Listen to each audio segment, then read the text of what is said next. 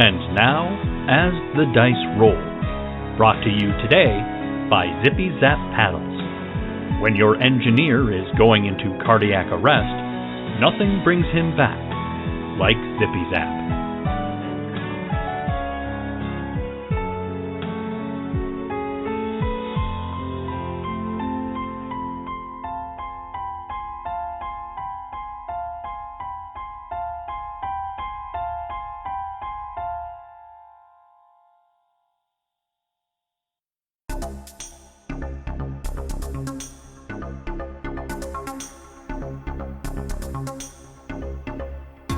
Hello, Cautious Optimism. Aurora Borealis Shand. A human woman. I'm not interested in selling this ship. She has a huge smile on her face. She's very important to me. Hank Crawford. Engineers. Bad news, good news. Bad news, fuel leak. Coming and going from the spaceport. Good news, I found duct tape. Kayan Brhun. A Mator. I am a doctor. A 9-foot-tall, 4-armed creature. I don't care if they call me, hey you, just let me do my job. Rico. Humanoid. I'm observing you. Cat person. It's for science. Toss. A slimy, gelatinous... what are you hauling? Goo thing. Thank you, Cautious Optimism. Welcome to the station.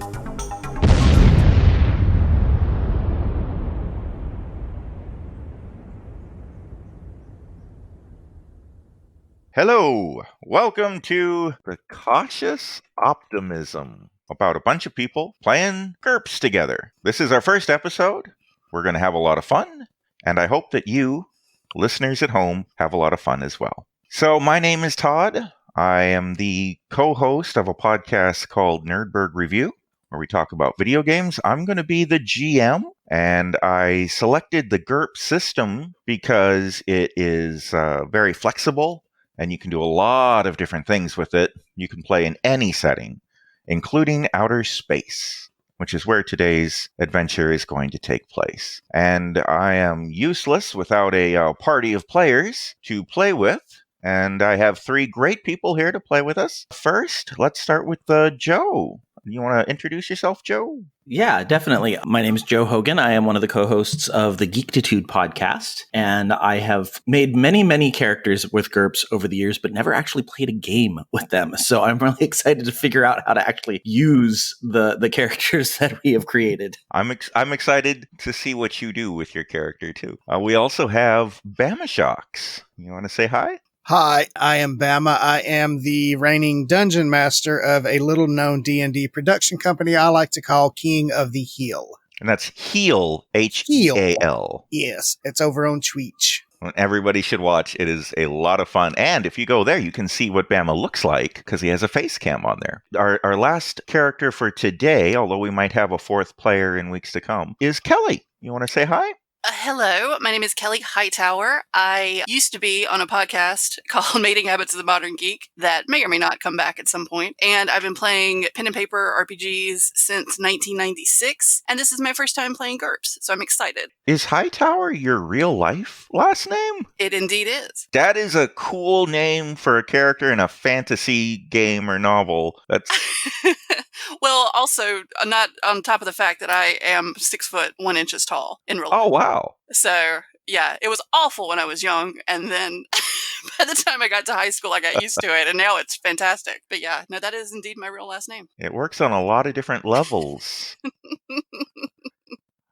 Before we start the game, I want to make a little disclaimer that we're all pretty new to GURPS. I've played it a bit. I don't know that anyone else here has played. Like Joe said, he's made characters.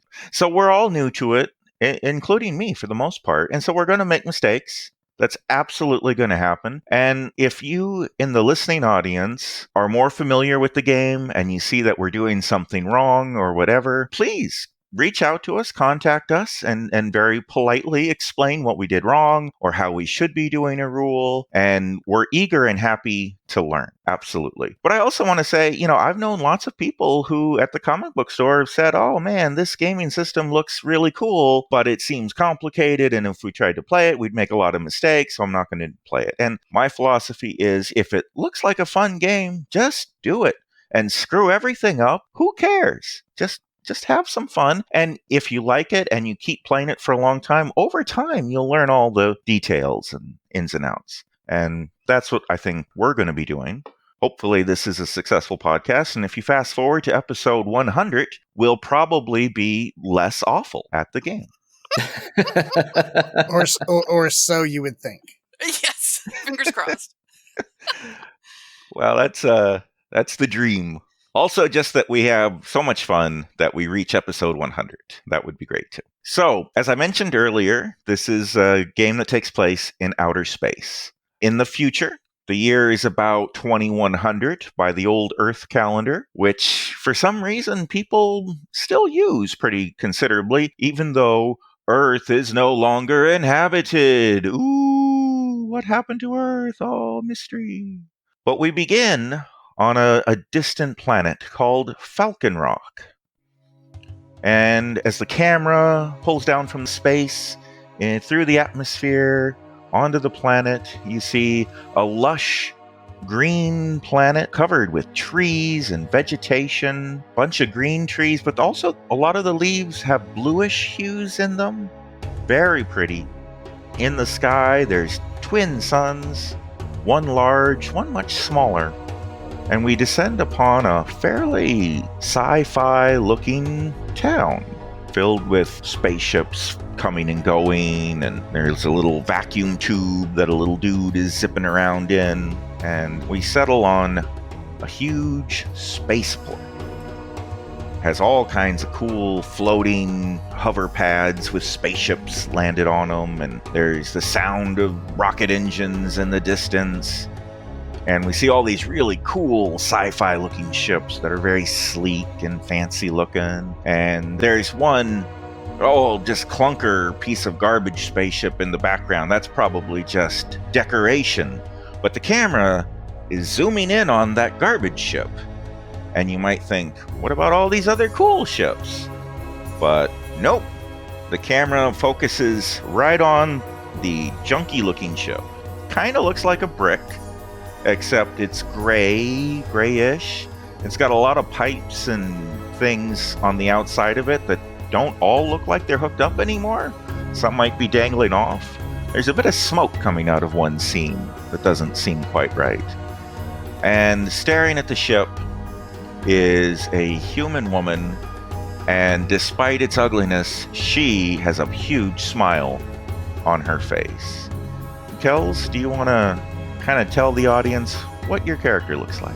So, my character is a human woman, as you said earlier. She is, you would say, attractive, long brown hair, blue eyes. She's wearing a gray flight suit.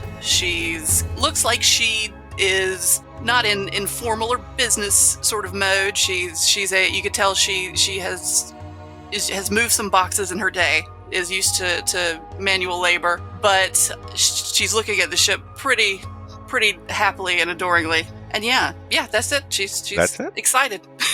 All right. Well, as she stares happily at this ship, a human man wearing formal business attire walks up to her, and he calls out, "Rory? Rory, is that you?" That's me. Hi, how are you? He sticks out his hand for a handshake. She shakes it. Hi, I'm Evan Long. I am Peter Shand's lawyer, and terrible tragedy about but I am the executor of his will, and I see you've already noticed the ship. Yes. I had a pretty good feeling that this is what we were going to be meeting for, or I hope at least. Have you been on it before? Oh yes, I spent many months on this ship. It's she might not look like much, but she's good and she's sound, and she's very important to me. Well, that's great, because as you know, Uncle Peter had a lot of wealth and valuables, and he's not giving any of them to you, but he is giving you this ship. And I would disagree. I would say that this is the most valuable thing that my Uncle Peter ever owned. good. I'm glad you feel that way. Now, here I have the legal paperwork and everything here. Feel free to read it over if you'd like. But basically, it just says that you're getting the ship. You're going to be the sole owner of it, all that jazz. And when you're ready, just go ahead, press the red button here in the corner, and please speak your full legal name. That will sign the form and hand ownership over to you. I take the papers and fold them up and put them in my back pocket, and I press the button hurriedly. Aurora Borealis Shand. And there's a little beep, and then a little gold seal kind of appears on the form to indicate, that it's been signed and notarized and everything. And he takes it. I guess it wouldn't be notarized. The lawyer can't notarize his form. Anyway, in this space world, everything's on the up and up, so no worries. He takes the pad away from you and says, "Very good. It's all yours, I guess." And he looks around and says, "Okay, well, have a good day. I'm going to go somewhere nice." He starts to walk away, and as he's leaving, a life form is approaching you. This is I've been trying to come up with a cooler way to describe this, but the best thing I can come up with is imagine Big Bird, except wearing overalls, like blue overalls and a dashing cap. But basically, a really tall bird life form approaching. Have I ever seen this sort of life form before? Am I familiar with what it is? In fact, you have. This is an avian, and they are the native species on Falconrock, this planet. So they're very common around here. He walks up to you and says, "Squawk! Hello! Hello. Hello. Is this your ship?" It is now. Oh, that's very good. That's very good. Now, I am the owner and proprietor of this shipyard. I am Gorbla, and now that this is legally your ship, I'd like to discuss business opportunities. I already have several people interested in buying various pieces and components of the ship. I can get some pretty good money for selling off these engines, for example. And the computer core, even though it's old, that still has some value in it. So, yeah, if you'll let me be the middleman in helping you scrap and sell off this ship for parts, I'll just take 10% and we can make a lot of money. How does that sound to you? Squawk! Yeah, no, I'm not interested in selling this ship, but thank you. I think I'm just going to go onto the ship and take a look around if you don't mind. But no, she's not for sale, but I appreciate it. I'll let you know if that changes. Oh, Squawk! Now, it doesn't work, right? What do you mean it doesn't work? Why, it was tractored in. The ship didn't fly here on its own. A hauler brought it in with tractor beams. I don't think it flies. So if you're going to leave it parked here, I am going to have to charge you a fee until you can move it. All right. When out of character, when does the twin sun set? When does the day reset here? This is early morning. This is dawn. Okay. So you've got a while. I've got a while before close of business. Yeah. Okay. Well, then it looks like I need to find someone to help me get this thing in the air before the close of business today. Thank you. Oh, well, remember, if you change your mind, squawk, and want to scrap it, I can help. I'll keep it in mind. Thank you. And he waves both wings in the traditional avian gesture of, leaving, of goodbye.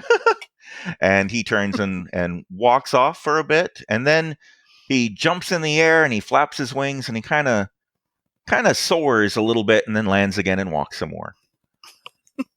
And what do you want to do now? So I want to look around and find basically I want to find an engineer. All right. Well, you have a pretty good idea that you might find an engineer down at the Rookery Bar and Grill, mostly bar.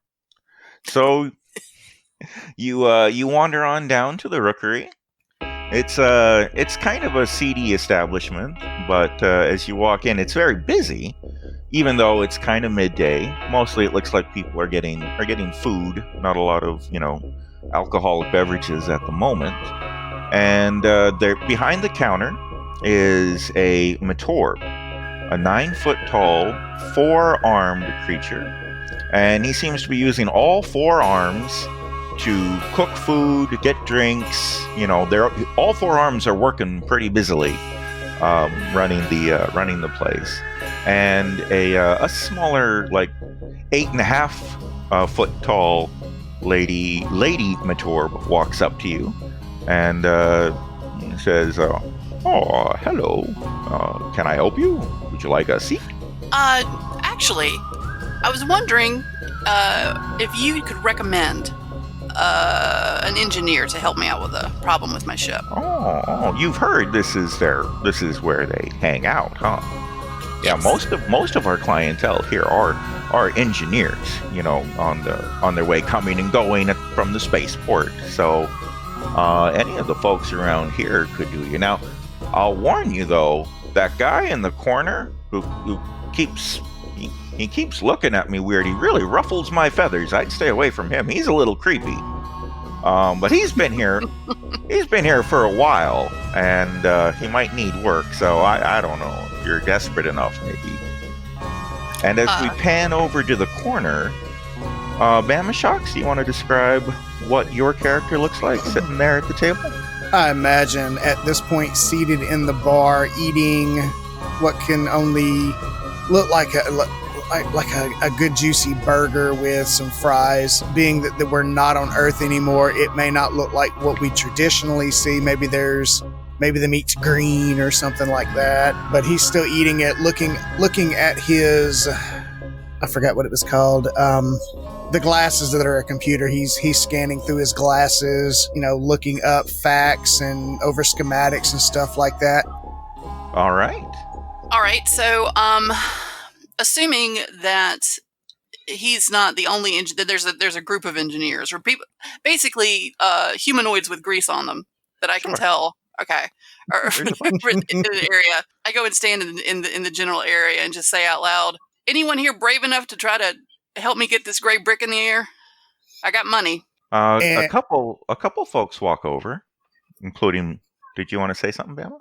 I was gonna say from the corner, not taking my eyes off of my meal and saying that's gonna depend, young lady. Are you looking for someone who knows what they're doing or someone who pretends to know what they're doing?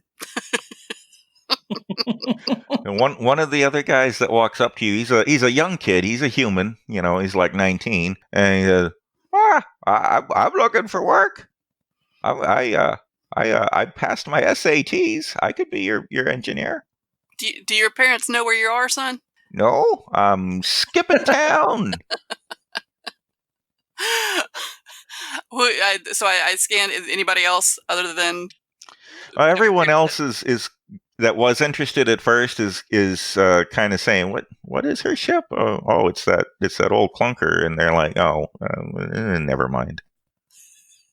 So I go over to the engineer scanning and enjoying his meal.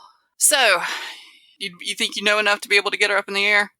He slides his glasses down his nose, looks at her. Does a bear poop in the woods? I mean, come on. So I extend my hand. Rory Shand. And he goes to shake her hand, realizing he's got French fry grease on it, wipes it off on a nice little napkin and says, "Hank Crawford, pleasure to make your acquaintance."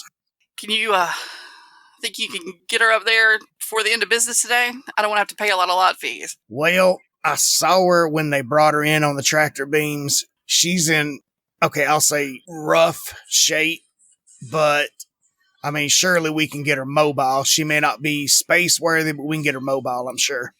All right, well, I'll be at the ship waiting when you finish your lovely meal here.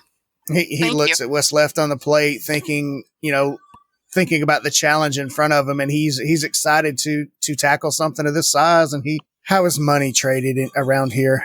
Digitally, paper? What are we looking at?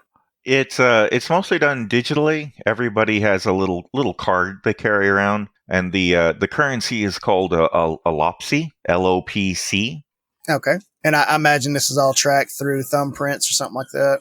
Yeah, exactly. The waitress has probably left the pad behind, so he puts his thumbprint on there and adds her a nice little tip on there and says, "Well, I'd be ready to go now, Miss Rory, if you're ready. Sounds good to me. I will need to stop by my shop and pick up my gear if we're going to get anything going quick enough, though." Okay. All right. So it sounds like you guys are heading out.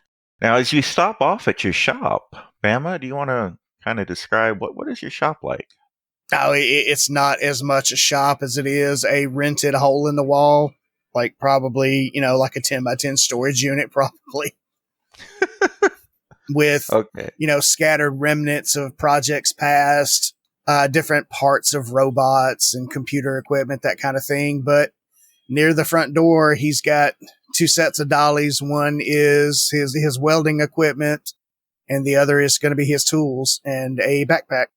So your tools on the dolly, is this like some fancy floating hover dolly or an old school dolly on wheels? I'm going to say for the time period and everything like that, it's probably a hovercraft. Okay. A cool floating dolly. Yeah, that way weight is not as much a hindrance as trying to pull 2 dollies, so. Yeah. And this is an audio show, so special effects aren't an issue. Let's make everything floaty. Absolutely.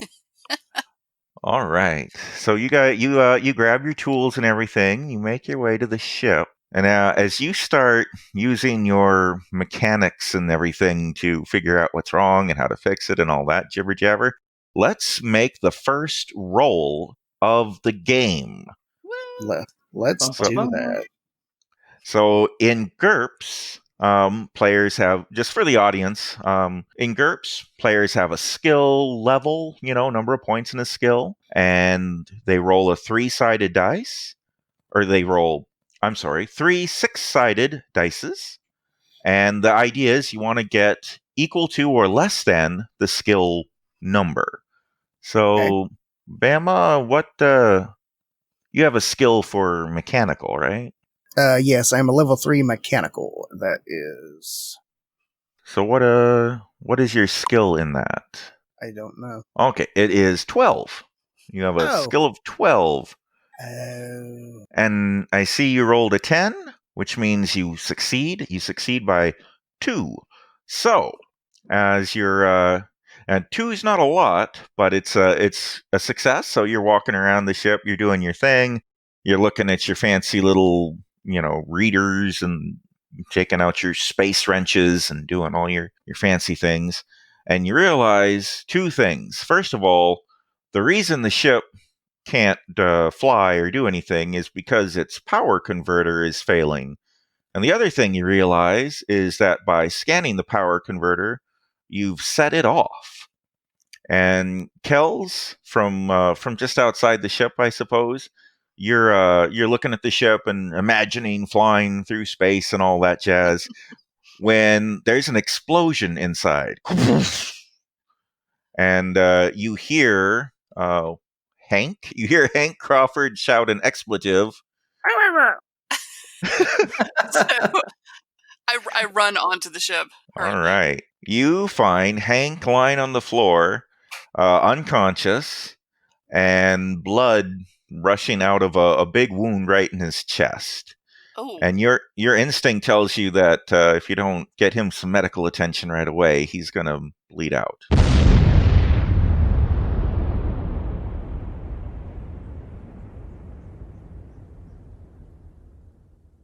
Halfway through the episode, and we've already blown up a crew member.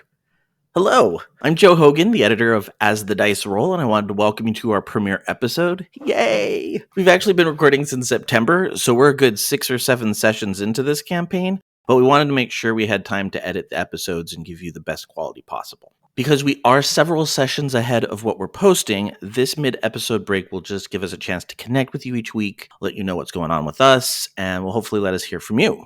We're hoping to get feedback from you, and this will be where we respond to any comments you have.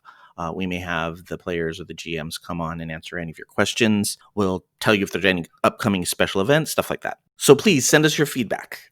You can email us at podcast@asthedicerollcast.com, and all of our individual players and podcasters information is available on our website, which is asthedicerollcast.com. Now, As the Dice Roll is the name of the podcast, but within this podcast, we're actually going to be running multiple campaigns. This episode is the first installment of our GURPS campaign, Cautious Optimism. But next week, we're going to have the first installment of a different campaign with different players, a different GM, and a different game system. Episode 2 will be the premiere of our D&D 5e campaign, The Horsefeather Saga. It has a bit of a different feel to it than Cautious Optimism. Here's a quick preview of next week's episode. Chris and Mike and Joe have all experienced my DMing with this, so they have a good idea of what it's like. Charlie, you are new to this, so you're going to need to roll a d20 to determine how often I'm going to kill you. Charlie, do you know what a bullywog looks like, by the way? Like a little frog guy? It's a frog dude. Frog dude. With teeth. He's got teeth. Human teeth? Bullywog teeth. God, how terrifying would that be? I'm going to picture the one nearest to me as having human teeth. Okay, like dentures? I don't know. I didn't ask him. We're being honorable by stabbing you in your thigh. That's right. Bullywugs hate thighs. All those visions of frogs' legs roasting over an open fire. Ryan understands because he has pretty nice thighs. Hot. Fair enough. Does Ryan wear short shorts? Not right now, but he has been known to. You're capture. Yes. Okay. All right. I mean, you can say something if you would like to. Release Howard the Terrible. Unhand me. Top of the order. So this goes to Zerk, the Mohawked. My God, they're trying to kidnap that small child. Zerk 100% is convinced that Howard is a child. He does not realize he's a elderly gnome. Okay, so that's basically how we're going to play this.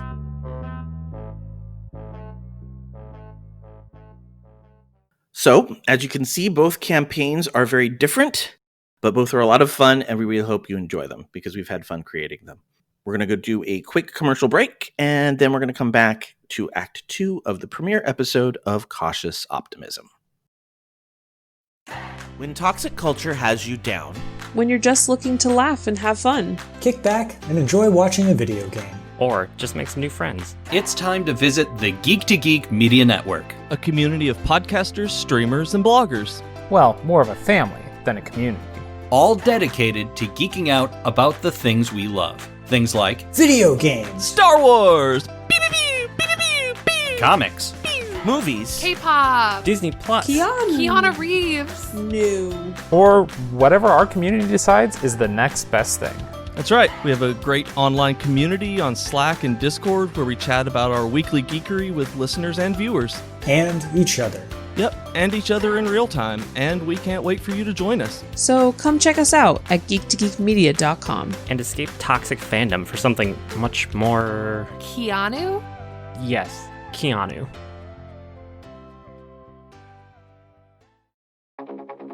You find Hank lying on the floor, unconscious, and blood rushing out of a big wound right in his chest. And your instinct tells you that if you don't get him some medical attention right away, he's going to bleed out. So, assuming that there's no, because this is the future, or this is, space, there's no public intercom Wi-Fi that I can tap into and send out an alert, I run out of the ship yelling, "Medic! Medic!" All right. 2 of the dock workers there, both avians, both bird people and overalls and stuff, run over and they run inside the ship, and because they can tell obviously from the smoke and everything where the problem is, and they pull out your friend Hank. One's got him by the shoulders, the other's got him by the feet, and they pull him out. Squawk! We need to get him to the clinic. Squawk! Right away. Squawk! So they go ahead and they grab him. I guess they just grab him with their talons on their feet. So one of them's got their talons into his shoulders, the other's got his talons into Bama's feet, and they start flying away with holding Bama like that.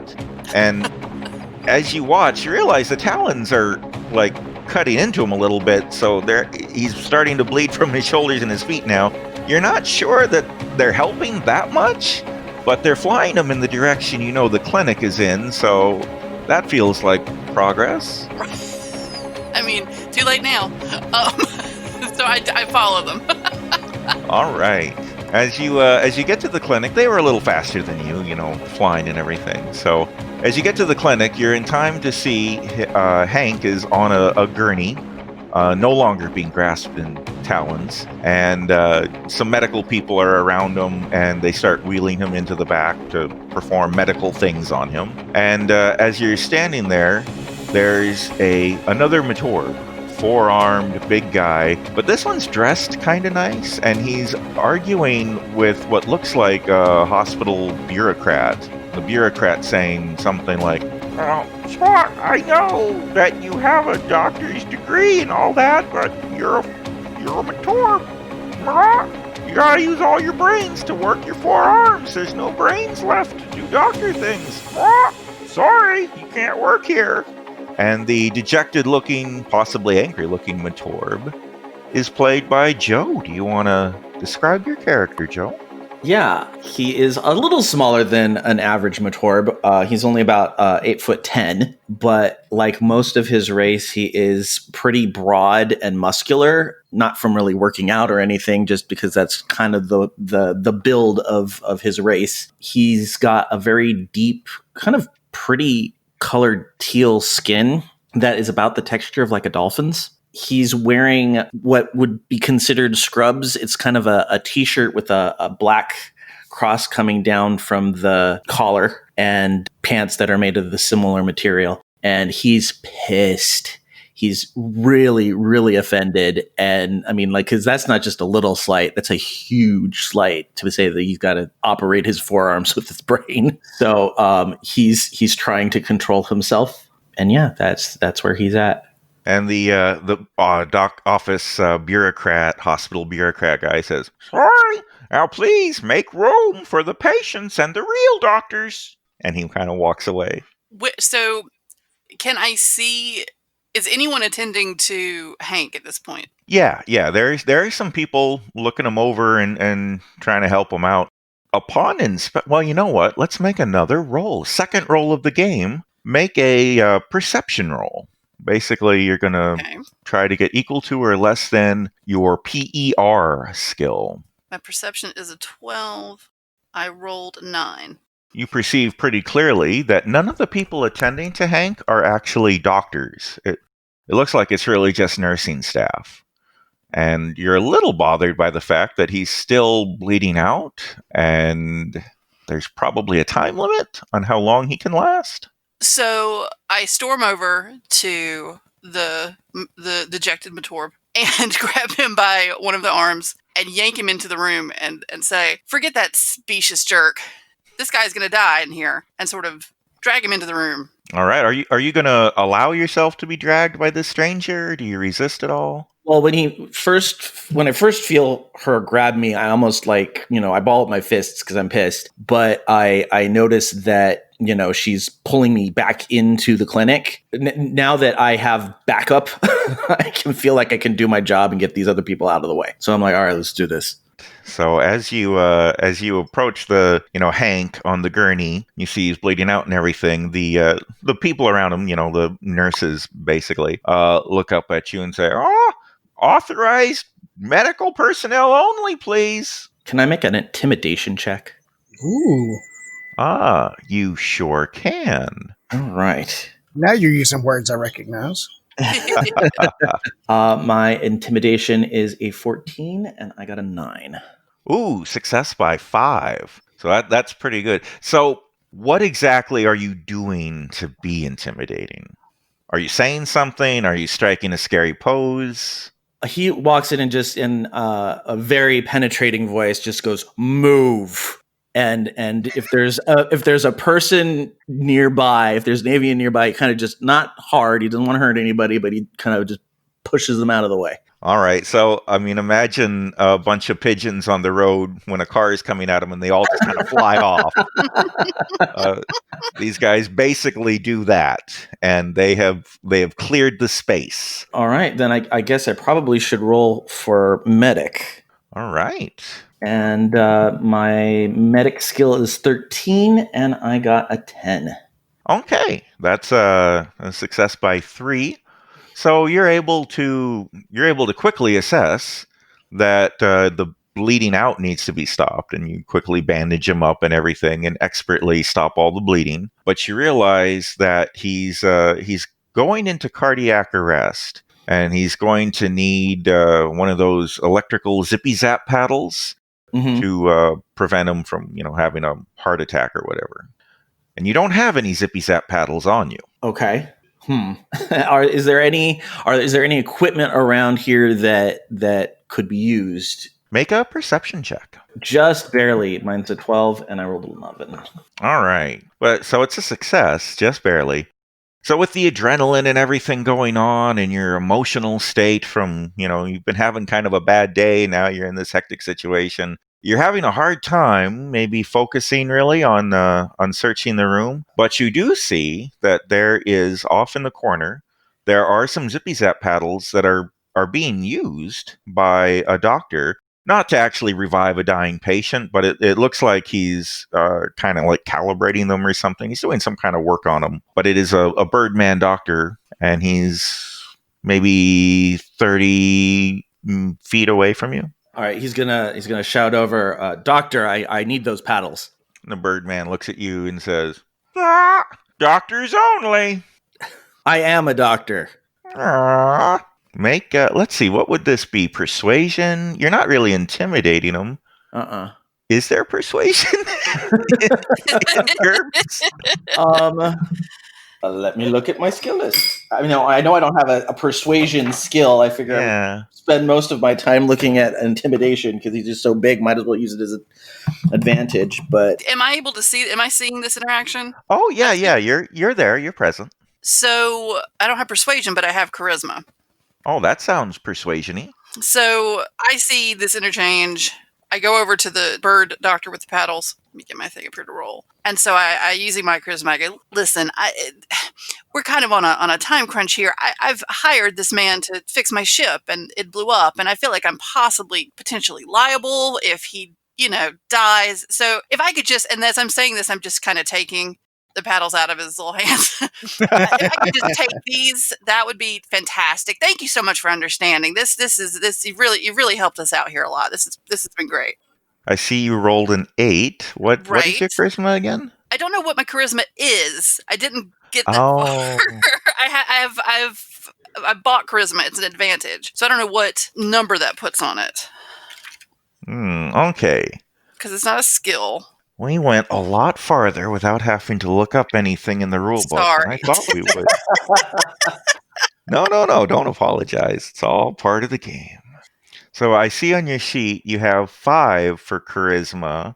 That's how many points it costs. Yeah. So I've looked it up. It says charisma, you have a natural ability to impress and lead others. Anyone can acquire a semblance of charisma through looks, manners, and intelligence. Real charisma is independent of these things. Each level gives a +1 on all reaction rolls made by sapient beings. +1 to influence. We need to make a reaction roll, maybe. Influence rolls, I think, under at page 359 of your campaign book, I think. Yeah, 359 is what it says in the book. All right. Yeah, that's the basic set campaigns, which is kind of like the DM guide. Mm-hmm. I don't know that the players need it, but if you wanted to pick one up, that would be fine, of course. Then there'd be more people looking up all these complicated rules. Let's see. An influence roll is a deliberate attempt to ensure a positive reaction from an NPC. Well, that sounds like what we're doing here. Diplomacy, fast talk, intimidation, all these other things. But there must be a base stat that we add those modifiers to. I'm guessing it's will, but I don't know for sure. I mean, will makes sense, but I think IQ might work too if you're... Well, both of those are the same number for me, so... Oh, good. Well, that makes things easier. Right. Let's see. If you win, you get a good reaction. Good role playing, Bama. Where you're bleeding out right now. You're doing a great job. Well, I mean, I'm a cardiac arrest. I don't really know how to play that part, so I'm just kind of winging it. Okay, well, just for the sake of moving on with the game, let's go ahead and use your will plus your 5 charisma points, which is 17. So really, as long as you don't roll a 3, which is a critical failure, you're probably going to make it. Of course, if you get an 18, 3 is a critical success. 18 is a critical failure. So yeah, as long as you don't get an 18, you'll be good. Right. Well, good. Oh, is that your 8? Yes. In that case, you are completely successful in taking the zippy zap paddles away from the guy, and he kind of just shrugs his wings like, "Oh, it's your funeral." Wow, it's that guy's funeral, but whatever. Good. So I bring those back over to the Matorb. All right, Joe, let's make another medical roll to see how successful you are at using the zappy paddles. Come on, Joe. Ooh, close. 12 with a skill level of 13. Ooh, success by 1. All right, so you give him the old zippy zaps. Hank's body kind of shakes, like they do in the shows, and he lays back down perfectly still. And as you get his pulse and everything, at first it doesn't seem like anything happened, but then you notice his pulse does start to steady, and it's getting stronger, and you realize that, you are successful. At this point, Hank is stabilized and will probably make a full recovery. Thank goodness. Yeah, I sigh in relief. Oh. So thanks for that. Yeah, of course. He starts to pick up his stuff. He had a large framed backpack that basically holds all his meager possessions, and it's got like a ballistic helmet kind of hanging off of it, and he lifts that up and starts to walk out. So you just traveling the galaxy trying to get a meager job in clinics, or what's your story? I've never seen a Matorb doctor before. Yeah, nobody has, and unfortunately that's part of the problem. Nobody thinks that we have the intelligence to be a doctor, but I have my license through the League of Planets, and does me a lot of good, though. Huh. Well, if you're looking for a way off the planet, and you can help me keep this engineer alive, you can catch a ride with us if you want. He's like taken very aback, and he's like, "Well, I would appreciate that greatly." Good. Tell me where I can find power converters on this planet, if you know. I don't exactly know, but I'm assuming there's a bazaar or like merchant district somewhere around here. Great. How soon can this guy go? How soon can we get on out of here? How bad is he at this point? At this point, he's not going to be able to walk for a little bit. But if you got him some kind of a hover wheelchair, he'll probably be conscious in about an hour or so, you would guess. And if anybody out there knows anything about real medicine and I'm doing it all wrong, I apologize. I don't know doctor things, so we're just making it up. Okay, sci-fi. It doesn't have to be real. Right. Exactly. It's outer space. For some reason, the name of defibrillators was lost around mid-century. We now call them shocky thingies. See, the bird people on this planet can't pronounce defibrillator with their beaks, so yeah, that makes sense. We're going with that. I think I'm very suspicious of these bird people and their abilities, since the doctor was standing in the corner fixing the shocky thingies and not actually working on the patient. So right. I feel fully justified in placing him on a hover gurney and taking him out with us. So the party of 3 brave adventurers are heading to the shopping district. I believe that would be 2 brave adventurers, 1 almost corpse. Well, it sounds like any Dungeons and Dragons group I've ever played with. Yep. Look, all I need you to do is point at what a power converter looks like. Which one you want?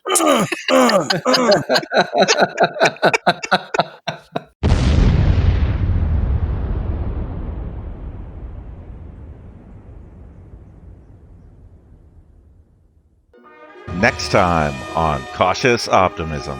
Are you members of the guild? You say you have a ship? Would you be interested in carrying a little cargo for me? While everything else is supposed to be vegetables and fruits, this looks like it's full of vials filled with liquid. You see a little holographic image, and he says, I'm in a lot of trouble. I'm in a lot of trouble. You gotta help me. You've been listening to As the Dice Roll. The As the Dice Roll intro music is The Soap Opera by James Bowers. You can find and license his music through Pond5 at pond5.com. All the rest of the music in this episode is by Darren Curtis and can be found at darrencurtismusic.com. The opening voiceover is by our very own Rob Sometimes. You can find his podcast at comicbox.libsyn.com. And the As the Dice Roll logo was created by Maricel Edwards. Check out her book No Great Matter at msedwards.com. As the Dice Roll is a proud member of the Geek to Geek Media Network. Check out other Geek to Geek shows, streams, and content at geektogeekmedia.com. If you'd like to contact the show, you can send an email to podcast@asthedicerollcast.com. Individual players and GMs' social media can be found on our website at asthedicerollcast.com.